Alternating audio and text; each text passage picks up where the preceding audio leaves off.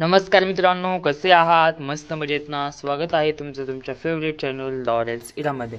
आज आपण बघणार आहोत environmental management lecture number 1. Okay, environmental management lecture number 1, class 9th, chapter number 9. Okay, lecture number हे आहे 1. ओके, जर चॅनलला सबस्क्राईब केलं नसेल तर चॅनलला सबस्क्राईब करा, व्हिडिओ लाईक करा आणि व्हिडिओला शेअर करा आणि लाईक करा नक्की. ओके, तुम्ही सबस्क्राईब तर काही करत नाहीत, सबस्क्राईब करा. आणि जे काही तुमचे डाऊट्स असतील तर ते डाऊट्स विचारा. तुम्ही डाऊट्स कुठे विचारायचे तर ते डाऊट्स इंस्टाग्राम आय डीला किंवा तुम्ही कमेंट बॉक्समध्ये देखील विचारू शकता. इंस्टाग्राम आय डी आहे लॉरेन्स इरा KM, ही आहे इंस्टाग्राम आय डी, तिथं फॉलो करा. आणि माझी पर्सनल आय डी आहे कृष्णा M9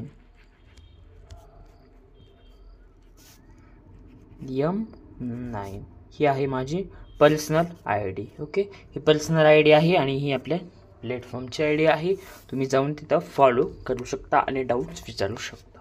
ओके, काहीही डाऊट्स असून द्या, कसलाही डाऊट्स असून द्या, मी तिथे तुम्हाला ॲन्सर देईल. आणि जर डाऊट्स जर तिथे नाही सॉल्व झाला तर तुम्हाला मात्र मी सेपरेट लेक्चर घेऊन डाऊट सिरीजमध्ये तुमचा डाऊट ॲड करेल. ओके, खूप सारे डाऊट्स सिरीजमध्ये आपण डाऊट्स देखील घेतो. ओके, बघा, या चॅप्टरचं नाव आहे एन्व्हायरमेंटल मॅनेजमेंट. म्हणजे याच्यामध्ये आपल्याला कशा पद्धतीने एन्व्हायरमेंटचं मॅनेजमेंट कशा पद्धतीने करायचं आहे या चॅप्टरमध्ये आपण बघणार आहोत. तर पहिल्यांदा आपण एन्व्हायरमेंटल मॅनेजमेंट कशा पद्धतीने मॅनेज करतो हे बघणार आहोत आपण. ओके, तर हे याच्यामध्ये आपण बघणार आहोत. ओके, तर त्यानंतर वेदर हे कशा पद्धतीनं आहे ते देखील आपण बघणार आहोत. ओके, तर बघा, पहिल्यांदा आपण बघूयात वेदर अँड क्लायमेट. ओके, तर वेदर आणि क्लायमेट आता आपण हे बघणार आहोत. बघा, आता आपण वेदर आणि क्लायमेट बघणार आहोत. क्लायमेट म्हणजे काय ते बघा, वातावरण कशा पद्धतीनं आहे, काय वातावरण त्यालाच आपण वेदर पण म्हणतो. पण यांच्यामध्ये या दोघांमध्ये फरक आहे. बघा, क्लायमेट कसं असतं, क्लायमेट आणि वेदर या दोघांमध्ये सेम आहे, पण यामध्ये मिनिंग मात्र वेगळा आहे. ओके, जसं की बघा, या दोघांमध्ये कन्सेप्ट देखील वेगळी आहे. वेदर म्हणजे काय आहे बघा, वेदर म्हणजे काय बघा, वेदर जो आहे तो शॉर्ट टाइमसाठी असतो. वेदर जो असतो तो शॉर्ट टाइमसाठी असतो, बरोबर. वेदर हा शॉर्ट टाइमसाठी असतो, शॉर्ट टाइम. ओके, आणि तो जो आहे शॉर्ट टाइम स्पेंड करतो, बरोबर. तर बघा, हा वेदर जे आहे तो शॉर्ट टाइमसाठी असतो. बघा, जसं की वेदर म्हणजे जेव्हा आपण बाहेर पडतो तेव्हा असं आपण म्हणतो बघा, किती आज वेदर भारी आहे, किती आज वेदर भारी आहे, हे आपण म्हणतो, बरोबर. हे का म्हणतो आपण, कारण ते वेदर एक शॉर्ट टाइम ड्युरेशनसाठी असतं. बघा, आता कसं होतं आता सध्या सकाळी ऊन पडतं, बरोबर. सकाळी ऊन, दुपारी सकाळी पाऊस पडतो. ओके, सकाळी पाऊस पडतो, संध्याकाळी ऊन पडतं. सकाळी पाऊस पडतो, ओके, दुपारी ऊन पडतं आणि संध्याकाळी थंडी वाजते, बरोबर. हे काय आहे की पाऊस शॉर्ट टाइमसाठी असतो, ऊन शॉर्ट टाइमसाठी असतो, थंडी शॉर्ट टाइमसाठी असते. ही म्हणजे हे जे आहे हे शॉर्ट टाइमसाठी हे होतं. ओके, टाइम लगेच चेंज होतं. हे काय आहे तर हे वेदर काही टाइम नंतर चेंज होतं. जसं बघा, तुम्ही मॅच जर बघितली असेल तर काय सांगितले जाते बघा, की मॅच जर बघत असाल तर कधी कधी असं होतं बघा, मॅच वेदरमुळे थांबते, खूप हवा चालते किंवा पाऊस असल्यामुळे, तिथे थंडी असल्यामुळे थांबते, नंतर जे आहे ते होते. तर मॅच वगैरे थांबते कशामुळे, वेदरमुळे. वेदर काय असतं, शॉर्ट टाइमसाठी असतं, बरोबर. वेदर जे आहे ते कसं असतं, शॉर्ट टाइमसाठी असतं, बरोबर. वेदर जे आहे ते शॉर्ट टाइम, बरोबर. एक मिनिट.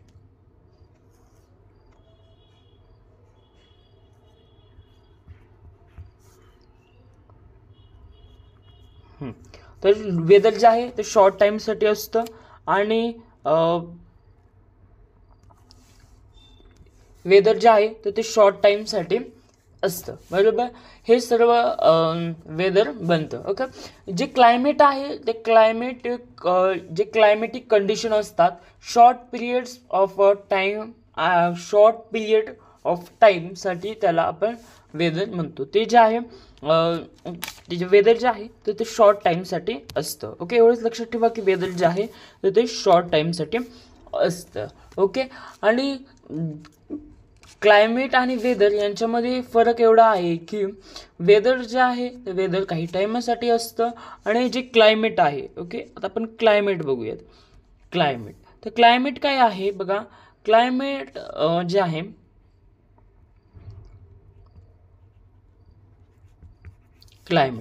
हे क्लायमेट जे आहे तो क्लायमेट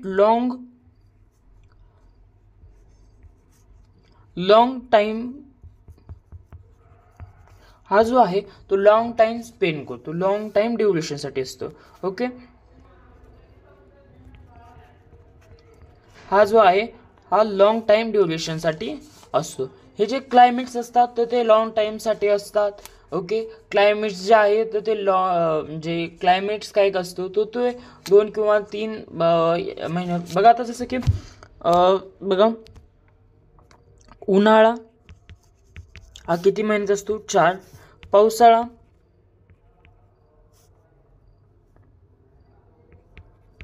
हा 4 महिन्याचा असतो, बरोबर. आणि हिवाळा हा 4 महिन्याचा असतो, बरोबर. हे काय आहे याला क्लायमेट म्हणतात. क्लायमेट काय असतं? लॉंग ड्युरेशनसाठी असतं, बरोबर. एकतर बघा आता हिवाळा चालू आहे, हे जे आहे त्यानंतर उन्हाळा येतो, त्यानंतर आता हिवाळा चालू आहे, नंतर उन्हाळा येतो, नंतर पावसाळा येतो. हे काय आहे वेदर. हे काय होतं? स्पेन होतं. हे 4 मंथ्सचे असतात, बरोबर. विंटर, समर, रेन. हे जे आहेत तर हे काय होतं म्हणजे हे लॉंग टाईमसाठी असतात. हे काय असतं? हे लॉंग टाईम साठी असतं, बरोबर. हे जे आहे हे लॉंग टाईम साठी असतं. वेदर जे आहे तर ते तुम्हाला समजलं असेल. वेदर म्हणजे समजा धूळ वगैरे, टेम्परेचर, ऊन, हे वेदरमध्ये येतं. ओके. तर कधी कधी बघा टेम्परेचर हाय होतं, नंतर लो होतं. हे काय येतं? हे वेदरमध्ये येतं. ओके.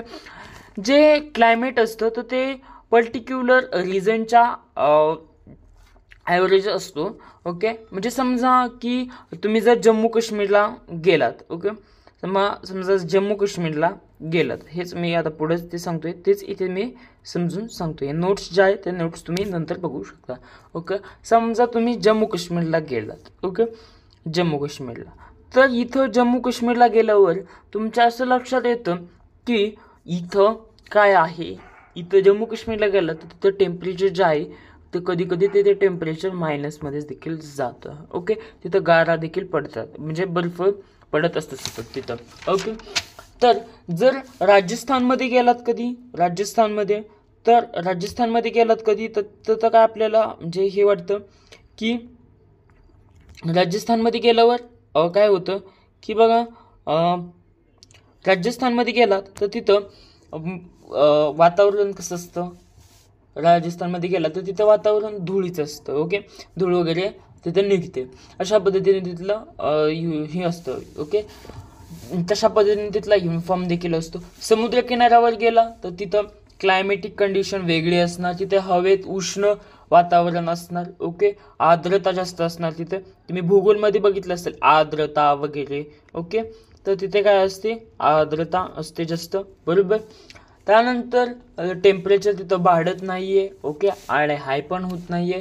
आता हे जे फॅक्टर्स जे आहेत याचं जे काही लफडं आहे, फॅक्टर्स कशा पद्धतीने असतात तर ते आपण बघूया, त्याचं लफडं बघूयात. ओके. तर चला बघूया त्याचं लफडं. फॅक्टर्स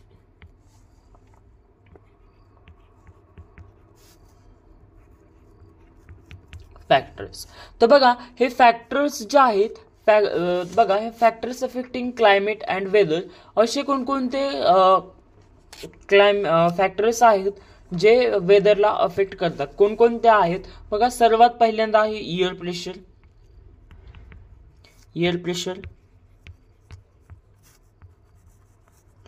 ओके, सर्वात पहिल्यांदा एअर प्रेशर हवेच्या प्रेशरमुळे जे की काही ठिकाणी बघा काही ठिकाणी हवा तिथं काहीच नसते. ओके, काही ठिकाणी हवा काहीच नसते, तिथं हवेचा प्रेशर जो आहे तो कमी असतो.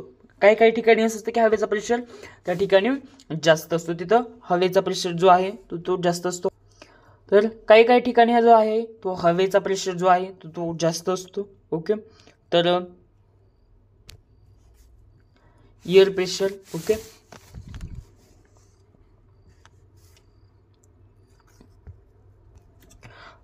तर बघा पहिला आहे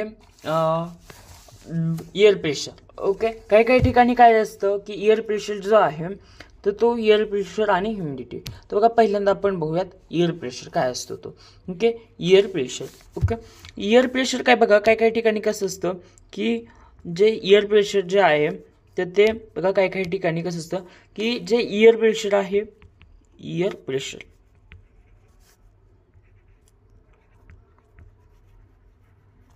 बघा काही ठिकाणी जे आहे एअर प्रेशर जे आहे ते लो असतं, बरोबर, कमी असतं. आणि काही ठिकाणी जे आहे ते हाय असतं, बरोबर. तर बघा काही ठिकाणी कसं असतं की जसं की काही ठिकाणी असे असतात की जिथे हवेचा काहीच चालत नाही, तिथे हवेचा प्रेशर जो आहे कमी असणार आणि त्याच्या अकॉर्डिंग तिथले जे काही वेदर क्लायमेट जे आहे तर ते वेदर क्लायमेट्स असणार. ओके, दुसरा आहे ह्युमिडिटी. ओके, ह्युमिडिटी आणि काही ठिकाणी असं असतं की जिथे हवेचा प्रेशर जास्त असतो. ओके, तर दुसरा आहे ह्युमिडिटी. ओके,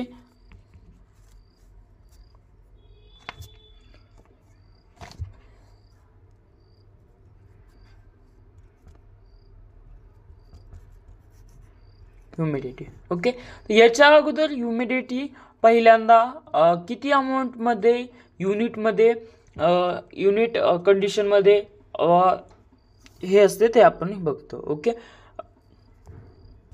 बघा याच्या अगोदर ह्युमिडिटीमध्ये पहिल्यांदा किती अमाऊंट युनिट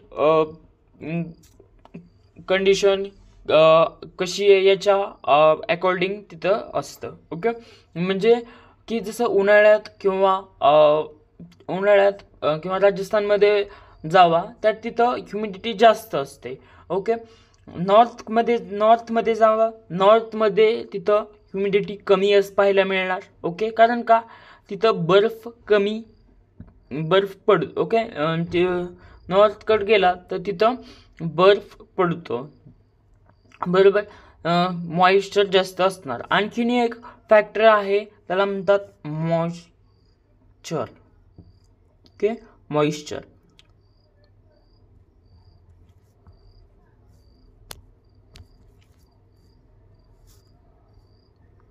तिसरा आहे मॉइश्चर.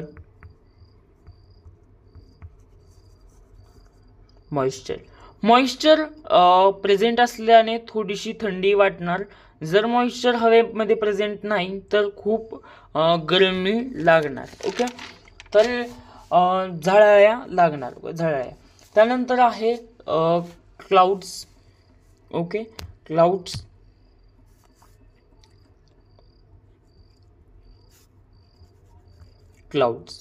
ओके, क्लाउड्स जे आहे याच्यावर देखील डिपेंड असतं की आकाशात कशा पद्धतीनं क्लाउड्स दिसतं. ओके, जर म्हणजे थोडंसं जर क्लायमेट कंडिशन जर वेगळं असेल तर संपूर्ण कलर वातावरण चेंज होतं. ओके, समजा संडे असेल म्हणजे आकाश एकदम क्लिअर असेल तर बघा निळं आकाश दिसतं. ओके, आणि जर समजा एखाद्या वेळेस जर क्लायमेट वेगळं असेल तर ढग वगैरे आलेलं दिसतं. ओके, त्यानंतर याच्यात एक फॅक्टर्स देखील पडतो आपल्याला सनलाईट. Okay, sunlight. ओके, तर बघा काही ठिकाणी सनलाईट त्या पद्धतीनं पडत नाहीये, बरोबर. सनलाईट जे आहे त्या ठिकाणी वर्षभर पडत नाही. जसं ॲमेझॉन बघा, ॲमेझॉन खोऱ्यात काय होतं की तिथं सनलाईट पोहोचत नाही. बघा ॲमेझॉन खोरं असं आहे की तिथं म्हणजे तिथला 90% भाग हा ॲमेझॉन खोऱ्याने भरलेला आहे. 10% भाग हा ब्राझीलमध्ये फक्त राहण्यासारखा आहे. तर हे जे ॲमेझॉनचं जे खोरं आहे बघा, ॲमेझॉन नदी अशी पेरू देशातून येते. हे सगळं असं म्हणजे ॲमेझॉनचं खोरं आहे. तर तिथे इतके दाट झाडी असते, तिथं माणसाला जायला पण येत नाही. तिथे इतके मोठे मोठे प्राणी वगैरे असतात. तर तिथं म्हणजे असं सूर्यप्रकाश देखील जात नाही, इतके जे घनदाट जंगल असतं ते. ओके, खूप सारी झाडे वगैरे असतात तिथं. ओके, त्यानंतर आहे आपलं, हे मी एक्सप्लेन केलं. त्यानंतर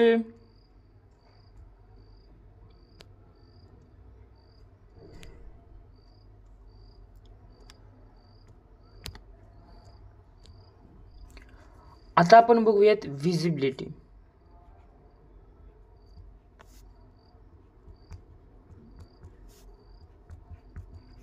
बघा व्हिजिबिलिटी जे फॉग म्हणजे जे फॉग वगैरे पडल्यामुळे देखील सनलाईट पोहोचू शकत नाही.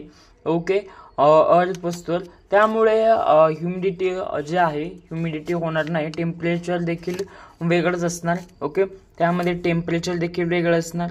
टेम्परेचर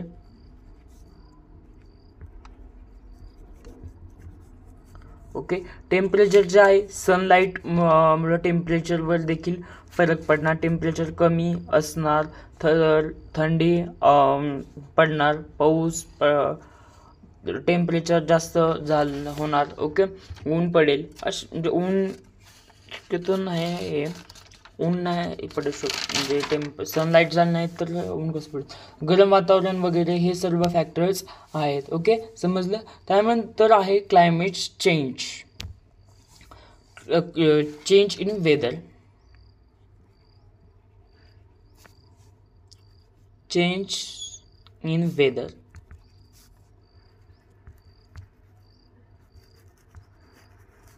तर बघा आता बघा यांच्यामध्ये काय होतं की नॉर्मली जे वेदर आहे क्लायमेटिक कंडिशन असतात, तर वेदर त्याच्यामुळे चेंज होत राहतं. का चेंज होतं? कारण याच्या मागे देखील रिझन आहे. तर ते काय काय आहे ते बघूयात. ओके, तर नॉर्मली काय होतं की जे क्लायमेट आहे तर ते लोक टाईमसाठी असतं. ओके, तर बघा ओके लवकरच चेंज होत नाही. ओके, ते जे आहे क्लायमेट जे आहे 4 मंथचं किंवा वगैरे असू शकतं. बघा पावसाळा, उन्हाळा, हिवाळा आपल्याला माहिती आहे कितीचा असतो, 4-4 महिन्याचा असतो. ओके, बघा तर ते जे आहे तर ते लॉंग टाईमसाठी असतं. ओके, लॉंग टाईमसाठी असतं काय हे क्लायमेट. ओके, तर क्लायमेट जे आहे तर ते लॉंग टाईमसाठी असतं आणि वेदर जे आहे तर ते वेदर शॉर्ट टाईमसाठी असतं. ओके, हे सतत बदलत असतं. का बदलतं? तर ह्याच्यामागे जे वेदर आहे स्पेंडिंग लोकेशन अनुसार चेंज होत राहतं. समजा आपला पुष्पा भाऊ जो आहे, आता पुष्पा भाऊ ने काय केलंय की समजा पुष्पा भाऊ आपला गाडीत बसलाय. ओके, आणि ओके पुष्पा भाऊ आपला गाडीत बसलाय आणि त्याला जायचंय समजा महाबळेश्वर टू मुंबई. ओके, समजा इकडे सी आहे आपला समुद्र. हां, तर बघा त्याचा रोड कसा असणार आहे रोड मॅप. तर पुष्पा जो आहे तर तो पुष्पा काय करणार, बघा पुष्पा काय करणार, पहिल्यांदा त्याच्या घरीहून निघणार पुष्पा आणि श्रीवल्ली. घरी येऊन निघणार कुछ ते चालले ट्रिपला. ओके, पुष्पा भाऊचं आणि श्रीवल्लीचं झाले लग्न, ते चालले ट्रिपला. तर ते पहिल्यांदा महाबळेश्वरला गेले. बघा महाबळेश्वरला गेल्यावर त्यांना थंड वेदर वाटलं. ओके, त्यानंतर ते आले पुण्याला त्यांना नॉर्मल वातावरण वाटलं. ठीक आहे. आणि त्यानंतर ते मुंबईला गेले. मुंबईला गेल्यावर त्यांना उष्ण वातावरण तिथं वाटलं. ओके. त्यानंतर ते समुद्रात वगैरे गेले. तर या ठिकाणी का उष्ण वातावरण वाटलं? कारण तिथं त्याची प्रोसेस होते ना, उन्हापासून पाणी, पाण्यापासून ढग, ती जी प्रोसेस आहे तर ती प्रोसेस इथे सतत चालू असते, त्यामुळे इथे उष्ण वातावरण असतं. या क्लायमेटमुळं डे टू डे लाईफवर आपल्या बघा, याच्यामुळं डे टू डे लाईफवर देखील आपला प्रभाव पडतो. खूप इम्पॉर्टंट रोल आहे ह्या वेदरचा देखील. ह्याच्यामुळं आपले जे काही लाईफ आहे, लाईफस्टाईल देखील, खाणं पिणं राहणं, जे काही अन्न पाणी वस्त्र निवारा ज्या या ज्या बेसिक 3 गोष्टी आहेत या देखील याच्यावर डिपेंड असतात. बघा, हे जे समुद्राच्या कडीचे लोक जे आहेत ते समुद्राच्या कडीचे लोक जास्त करून मासे खातात. का? कारण त्यांना तिथे मासेच मिळतात जास्त हे करून. ओके. तर तिथे जे मासे आणि भात हेच खातात ते समुद्राच्या कोकण भागाचे तिकडले लोक. का? कारण तिकडे वेदरच तशा पद्धतीचं आहे. जर तुम्ही मराठवाड्यात आलात तर तिथं चपाती वगैरे हे खातात, चपाती भाकरी. का? कारण तिथं ते पिकतं, गहू ज्वारी ते तिथं पिकतं, त्यामुळे ते तशा त्या ठिकाणच्या कंडिशनमुळे ते तशा पद्धतीनं खातात. ओके. तर हे जे वेदर आहे ते वेदर कंडिशनच्या अनुसार आपण वेदर कंडिशनच्या अकॉर्डिंग आपण राहावं लागतो. उदाहरणार्थ बघा, जसं की जम्मू काश्मीर. ओके. तिथं जे आहे तिथे कपडे आपण शॉर्ट घालून जमणार आहेत, शॉर्ट कपडे घालतात का? तिथं नाही. तिथं काय करतात, तिथे असे म्हणजे जॉकेट वगैरे घालतात, शोटर एक 2-3 शोटर्स घालतात. का? कारण का तिथे थंडी जास्त वाजते. कुठे? जम्मू आणि काश्मीरला. त्यामुळे तिथं जे आहे तिथं गरम, बघा तिथं तिथले लोक जे आहेत ते लोक गरम देखील जेवण खातात. का खातात जेवण गरम? कारण का त्यांना गरम गरम थंडीमुळे गरम गरम खाणं हा त्यांना तिथला एक रूलच आहे समजा. कारण तिथल्या पद्धतीने तशा पद्धतीनं ते काय आहे, क्लायमेटिक कंडिशन आहे, वेदर कंडिशन आहे. आपण काय खातो, तर आपण काय खातो, कसं राहतो याचा देखील प्रभाव पडतो. खूप सारे प्रभाव पडतात. ओके. हवेचे डायरेक्शन जे आहे तर ते जे आहे ते विजिबिलिटी, सनलाईट हे सर्व डिपेंड करतं. ओके. हे लपड लक्षात आलं असेल तुम्हाला पुष्पा आणि श्रीवल्लीचे ते कशा पद्धतीने इथे केलेले आहे ते. ओके. बघा, तरीही समजून सांगतो आणखी. तर ते पहिल्यांदा महाबळेश्वरला गेले, त्यांना तिथे महाबळेश्वरला गेल्यावर त्यांना तिथे थंड वातावरण वाटलं असणार. पुण्याला आलं होतं ते नॉर्मल उष्ण वातावरण, म्हणजे थोडंसं नॉर्मल. ओके. आणि त्यानंतर ते मुंबईला आल्यावर या ठिकाणी समुद्र किनाऱ्यावर आल्यावर त्यांना थोडं म्हणजे उष्ण वातावरण वाटलं असेल. कारण का? तिथे समुद्र आहे, त्याच्यामुळे तिथे एक प्रोसेस होते आणि या वेदरमुळं जे आहे तर ते तिथलं बघा खाणं माणं वगैरे सगळं वेगळ्या पद्धतीनं असतं. ओके. तर ही याचं अशा पद्धतीनं फरक पडतो. त्यानंतर आहे इम्पॉर्टंट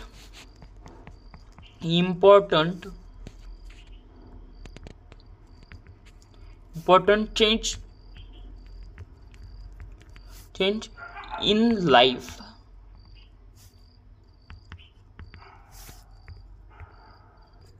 बघा, आता आपण बघूयात important change in life due to weather. Okay.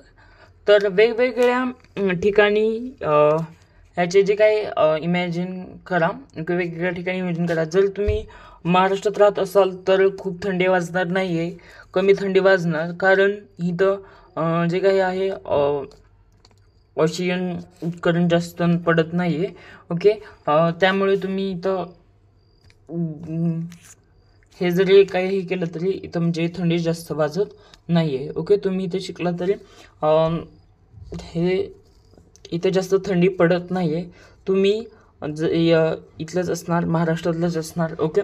हे तुम्हाला माहीत असले आहे. बघा, तर इथे शिकला असतात. ओके. की बघा, हे जे चालत नसल्यामुळे बघा नॉर्थवाल्या साईडला गेला तर तिथं बर्फबारी जास्त होते, बर्फबारी जास्त होते राहते, बर्फबारी जास्त होत राहते. त्यामुळे तिथं जास्त थंडी वाजते. ओके. जे म्हणजे जे काही बर्फबारी असते तर त्याच्यामुळे तिथली हवा जी आहे तिथे सतत थंड असते. ओके. त्यामुळे तिथला जो काही प्रदेश आहे जसं की हरियाणा, दिल्ली, हिमाचल प्रदेश इथे जे आहे UP, बिहार इकडे जास्त थंडी वाजते. पण जसं खाली येताल तसं तसं काय होतं की जसं खाली येताल तसं थंडी कमी होत जाते. ओके. महाराष्ट्र वगैरे इकडे थंडी कमी होते. ओके. जर थंड प्रदेशात राहत असाल तर तुमचं राहणीमान वेगळं पद्धतीनं असणार. ओके. जर काश्मीरमध्ये त्या पद्धतीनं हे असणार. ओके. तर जे काही जॅकेट वगैरे घालत असणार. ओके. खूप सारे जे एकावर एक तर स्वेटर वगैरे ते एकावर एक तुम्ही घालत असणार. ओके. तर याची जे काही तर त्याची क्वालिटी वगैरे स्टाईल चेंज होत असते. ओके. तर खूप इम्पॉर्टंट आहे. बघा वेदरमुळं काय होतं, वेदरमुळं लाईफस्टाईलवर डायरेक्ट प्रभाव पडतो. बरोबर. वेदरमुळं लाईफस्टाईलवर डायरेक्ट प्रभाव होतो. ओके. त्यामध्ये तिथलं फूड, सर्वात महत्त्वाचं फूड जे आहे ते चेंज होतं. त्या ठिकाणी फूड जास्त करून गरम खाल्लं जातं. कारण का त्या ठिकाणी वेदर जे आहे जसं की चाय वगैरे ते गरमच खाल्लं जातं. कारण का त्यांना थंडीपासून ही करण्यासाठी वेदरनुसार तसं त्यांना ते हेच करावं लागतं. वेदरच्या अकॉर्डिंग फूडची स्टाईल जी आहे तर ती बदलते. म्हणजे पावसाळ्यात आपण वेगवेगळे कपडे घालतो त्या टाईपने तुम्ही जर कपडे घालतो ते आपण वेदरच्या अनुसाराने घालतो. ओके. असं तर नाही ना आपण पावसाळ्यात विदाऊट छत्री विदाऊट रेनकोट पाऊस आला ना असं चिंतो नाही. त्यावेळेस आपण आजारी पडू शकतो. बरोबर. त्यामुळे वेदरच्या अकॉर्डिंग आपल्याला राहावंच लागतं. वेदर पुढं असं म्हणतात ना, नियती पुढं आणि याच्या पुढं माणसाचं काही चलत नाही. तर ते खरं आहे की आपण वेदर पुढं आपलं काहीही चलत नाहीये. ओके. जे की डेली वेदर त्याच्या अकॉर्डिंग आपल्याला हवा, पाणी, वॉटर, ॲनिमल्स हे प्रत्येक अडॉप्ट करताना स्वतःला अडॉप्ट करताना दिसतात. ओके. ॲनिमल जे आहेत ते थंड ठिकाणावरून कधी उष्ण ठिकाणी जातात, कधी उष्ण ठिकाणाहून थंड ठिकाणी जातात, काही उष्ण ठिकाणाहून थंड ठिकाणी जातात, थंड ठिकाणाहून उष्ण ठिकाणी जातात. असे खूप सारे आहेत. ओके. वेदर बघा आपलेच काही ॲनिमल्स पुष्पा आणि श्रीवल्ली समजा हिवाळ्यात जम्मू काश्मीरला गेले फिरण्यासाठी. ओके. तिकडले लोक उन्हाळ्यात आपल्या इकडे येतात. अशा पद्धतीने जे काही हे आहेत हे इकडली तिकडे लोक जातात. प्रत्येक गोष्टीवर वेदर डिपेंड असतं. ओके. आणि जी climate is most important is a naturally गोष्ट आहे की त्यामुळे जे काही पॉसिबल आहे. ओके. वेदर ऑफ फॉरेस्ट याच्यामुळे जसं की बघा समजा वेदर ऑफ फॉरेस्ट जे दगडं आहेत, मोठमोठाले डोंगरे जे आहेत तर ते मोठमोठाले डोंगर काय होतात कधी कधी ढासाळतात. बघा तर असं काय होतं कारण जे मोठमोठाले डोंगर आहेत त्याच्यामध्ये बघा समजा मोठमोठे असे दगड असतात. ओके. तर ते पाणी काय होतं तर त्या दगडांमध्ये येऊन साचतं. ओके. आणि त्याच्यामुळे इथून अशी एक थोडीशी छोटीशी दरी निर्माण झाल्यासारखी वाटते आणि मग तिथे एक थोडंसं धबधब्यासारखं रूप घेतं ते. आणि नंतर ह्या दगडांना असं म्हणजे डिवाइड करतं आणि मग हे दगड जे आहेत ते बारीक छिन्न होतात आणि मग ते काय होतं तिथून तर ते पाणी हळूहळू वाहू लागतं आणि त्यामुळे दगड जे आहे तिथून घसरू लागतात. एक प्रकारची दरी गॅडअप होते. त्यामुळे ते जे आहे दगड ढासळतात. हे देखील कोणामुळे पॉसिबल आहे तर हे देखील वेदरमुळेच पॉसिबल आहे. जितकं मटेरियल खातो प्रत्येक सीझनमध्ये त्याच्या अकॉर्डिंग ते उगवतात. बघा उन्हाळ्यात जे आहे उन्हाळ्यात काय होतं उन्हाळ्यात आपल्याला आंबे मिळतात. ओके. मँगो येतात. थंडीत पेरू, बोरं, हुरडा वगैरे येतो. ओके. हुरडा तुम्हाला माहीत असेल किंवा नसेल. हुरडा जो आहे तो हुरडा तयार केला जातो. ओके. त्यानंतर आपण बघूयात नंतर आहे मेडोटेरियल्स हवामान.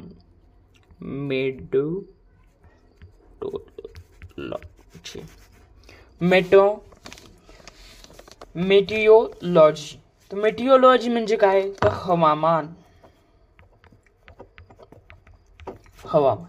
बघा हवामान हे जे काय होतं की यात काय होतं की एक असं सायन्स आहे कसं डिपार्टमेंट, जे डिपार्टमेंट काय करतं, क्लायमेट चेंज कशा पद्धतीनं होतं, वेदर आपल्याला कशा पद्धतीनं वेदरची इन्फॉर्मेशन आपल्याला ते जे आहे तर ते सांगतं. हवामान सांगतं कुठं पाऊस पडणार आहे, कुठं काय होणार आहे, हे temperature, pressure, surrounding, climate change, weather याच्याबद्दल सांगतं आपल्याला. आणि जे त्याला आपण मेटेओलॉजी म्हणतात. ओके, जसं की मुंबईमध्ये वादळ येणार आहे किंवा आज पाऊस पडणार आहे, सुनामी येणार आहे, हे सर्व कोण सांगतं, तर सर न्यूज चॅनल सांगतात. नाही, हां न्यूज चॅनल देखील सांगतात, पण न्यूज चॅनलला कोण सांगतं, तर हे डिपार्टमेंट सांगतं. ओके, मेटेओलॉजी काय असतं, तर बघा मेटेओलॉजी काय असतं ते बघत. हे एक असं सायन्स आहे जे की वेगवेगळ्या डिपार्टमेंटमध्ये सांगतं की वेगवेगळे डिपार्टमेंट्स असतात बघा प्रत्येक. बघा एक असं सायन्स आहे की जे की वेगवेगळ्या कंपोनंट्सची इन्फॉर्मेशन सांगतं. हवेमध्ये कसं चाललंय, हवेचा प्रेशर कसा आहे, ॲटमॉस्फिअरिक प्रेशर कसा आहे, नॅचरली चेंज कसं आहे, हे सगळं सांगतं. नॅचरल सायकल कशा पद्धतीने चालते, नायट्रोजन सायकल, ऑक्सिजन सायकल, हे सर्व अर्थातच जी लेयर आहे कॉन्स्टंट, तिला आपण हे करतो. ओके, तिला आपण चीज करतो. ओके, मुवमेंट म्हणतो. ओके, त्याला आपण जिओलॉजिक मुवमेंट म्हणतो. पृथ्वी कशा पद्धतीने चेंज होतीये, कशा पद्धतीने टेक्टोनिक प्लेट्स ज्या आहेत सरकतात, कारण भूकंप बघा, टेक्टोनिक प्लेट्स ज्या आहेत बघा, टेक्टोनिक प्लेट्स ज्या आहेत तर रोज हे करत असतात, रोज हळूहळू हे होत असतात. अशा टेक्टोनिक प्लेट असतात, एकमेकांपासून अशा दूर जातात. तर ते बघू शकता, इंडिया जे आहे पहिल्यांदा अशा पद्धतीनं काही होतं, त्यानंतर ही जी टेक्टोनिक प्लेट्स तुटली, पण नंतर एशियाला कशा पद्धतीने जोडली, हे तो तुम्हाला माहितीच असेल ते. ओके, तर हे जे काय होतं आहे, चेंज होत आहे, अर्थातच क्लायमेट चेंज कसं चेंज होतं आहे, त्यानंतर वेदर कशा पद्धतीने चेंज होते, हे सगळं जे आहे तर ते आपल्याला सगळं माहिती आहे. ओके, तर ही क्लायमेटची स्टडी आपण याच्यावर केली जाते. ओके, तर हां मेट्रोलॉजी. तर हे जे मेट्रोलॉजी आहे, हे जे डिपार्टमेंट आहे ते नोटीस करतं की बघा, हे जे डिपार्टमेंट आहे तर ते मेट्रोलॉजी डिपार्टमेंट नोटीस करतं की कशा पद्धतीनं वेदर आहे, ते कशा पद्धतीनं हवामान आहे, कुठं काय काय काय होणार आहे, हे सगळं लफडं कोण सांगतं, मेट्रोलॉजी डिपार्टमेंट. ओके, तर आपल्या भारतात देखील याच डिपार्टमेंट काम करते. त्याचं नाव आहे इंडियन. तर ही ऑर्गनायझेशन आपल्या देशात देखील आहे, याचं नाव आहे Indian department. Okay, Indian metrology department, यालाच IMD असं म्हटलं जातं. ओके, तर आता याचं काम काय आहे हे कळत असेल. आता याचं काम काय आहे हे कळलं असेल की काही ठिकाणी पाऊस पडणार आहे, ऊन पडणार आहे, भूकंप येणार आहे, सुनामी येणार आहे, याच्यापासून लोकांना वाचण्यासाठी काही केलं जातं, ते सांगण्यात जातं की न्यूज चॅनलला सांगितलं जातं की बाबा हे सांगा, लोकांना जागृत करा, सुरक्षित ठिकाणी पोहोचवा. बघा, तुम्ही काही काही ठिकाणी बघितलं असेल की समजा वादळ येणार आहे, चक्रीवादळ, तर धोक्याच्या ठिकाणावरून सुरक्षित ठिकाणी लोकांना पोहोचवलं जातं. ते हे इन्फॉर्मेशन कोणामुळे कळतं आपल्याला, तर या मेट्रोलॉजी डिपार्टमेंटमुळे. मग या मेट्रोलॉजी डिपार्टमेंटला कुठून कळतं, तर बघा, हे जे देश असतात यांच्याकडे सॅटेलाईट असतात. ओके, तर काय करतात हे सॅटेलाईट, प्रत्येक देशाकडे वेगवेगळ्या सॅटेलाईट असतात, प्रत्येक सॅटेलाईटचे वेगवेगळे रोल्स असतात. मग ह्या सॅटेलाईटसाठी म्हणजे काही टेलिफोन, इंटरनेट किंवा जे काही सुविधा वगैरे असतात तर ते याच्यापासून आपल्याला सॅटेलाईटपासून मिळतात. तसंच मेट्रोलॉजी डिपार्टमेंटचे देखील प्रत्येक देशात मेट्रोलॉजी डिपार्टमेंट असतं. ओके, आणि हे मेट्रोलॉजी डिपार्टमेंट जे आहे तर हे मेट्रोलॉजी डिपार्टमेंट जे आहे हे आपल्याला कळवतं की कशा पद्धतीने हे आहे. मेट्रोलॉजी डिपार्टमेंटला कोण सांगतं, तर ही सॅटेलाईट सांगते. सॅटेलाईट प्रत्येक गोष्टीवर निरीक्षण करते आणि हे मेट्रोलॉजी डिपार्टमेंटवाले काय करतात, याचा प्रत्येक दिवसाचा मॅप बनवतात. बघा, अशा पद्धतीनं काही मॅप बनवतात. हे स्क्रीनवर दिसू शकते तुम्हाला. काही अशा पद्धतीनं मॅप बनवतात आणि त्या डिपार्टमेंटनुसार सांगतात की अशा पद्धतीने इथं इथं हे पडणार आहे. त्या डिपार्टमेंटच्या मदतीनं हे सगळे काम केलं जातं. खूप सारे एम्प्लॉईज असतात आणि त्या एम्प्लॉईजच्या मदतीनं एक मॅप तयार केला जातो. ओके, मॅप तयार करतात. इंजिनियर्स वगैरे एम्प्लॉय असतात ते काय करतात, मॅप तयार करतात आणि कुठं काय होणार आहे याचा अगोदर मॅप तयार केला जातो. ओके, तो 100% कोणताही मॅप जो आहे तो म्हणजे सक्सेसफुली ठरत नाही आहे. कधी कधी असं होतं की समजा पाऊस पडणार आहे आणि सांगितलं असं सांगणार आहे की पाऊस पडणार आहे, पण तिथे पाऊस पडला नाही. काही अंदाज खोटे देखील ठरतात, पण असं काही तुरळक ठिकाणी होतं. पण 99% चान्सेस जे आहेत ते खोटं ठरू शकतात. का? कारण त्यांचा देखील एक अंदाज असू शकतो. ओके, तेही ठोकपणे सांगू शकत नाही की हा बाबा या ठिकाणी पडणारच आहे पाऊस, असं ते सांगत नाहीत. पण एक त्यांचा काय असतो, अंदाज असू शकतो. ओके, काही इमॅजिन करतात ते देखील. तर ह्या फॅक्टर्सपासून पाऊस पडणार आहे हे सांगतात. थंडी जास्त पडणार आहे, ऊन कमी पडणार आहे, किंवा काही काही ठिकाणी काही कशा पद्धतीने क्लायमेटिक चेंज होणार आहे, कशा पद्धतीने कुठं पाऊस येणार आहे, कुठं हे येणार आहे, कुठं खतरे के निशान से बाहर पानी जा रहा है, वो सब कौन बताता है? सो ये बताता है. ओके, ठिकाणी जे आहे तर हे याचं एक किती % एवढ्या डिग्री अंश सेल्सिअस तापमान वाढणार आहे हे कसं कळतं, तर हे कॅल्क्युलेशन करतात आणि कॅल्क्युलेशन अनुसार सांगतात. हे कॅल्क्युलेशनच्या बेसवर सांगतात. हे जे इंडियन मेट्रोलॉजी डिपार्टमेंट आहे याची स्थापना ब्रिटिश काळात झालेली आहे. ओके, ब्रिटिश काळात याची हे झालेली आहे. ओके, युनायटेड नेशन ऑर्गनायझेशन हे जे आहे ब्रिटिश काळात याची स्थापना झालेली आहे. ओके, तर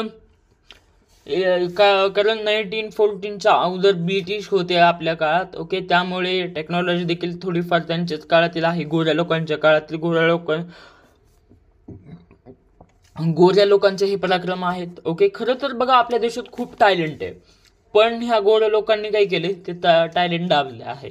जसं की बघा आता विषय निघालायच तर बघा हे जे ग्रॅव्हिटेशन वगैरे काही हे जे आहेत फंडे हे न्यूटनने नाही काढलेले. हे अगोदरच इंडियन सायंटिस्टने काही काढलेले आहेत, पण ते संस्कृत भाषेत वगैरे हे केलेले आहेत. त्यामुळे हे जे आहे हे गोऱ्या लोकांनी जे काही इंग्लिशमधून मांडलं सिंपल भाषेत आणि आपलंच कॉपी करून आपल्यालाच दिलेलं आहे आणि आपल्या लोकांना तेच माहीत नाही आहे.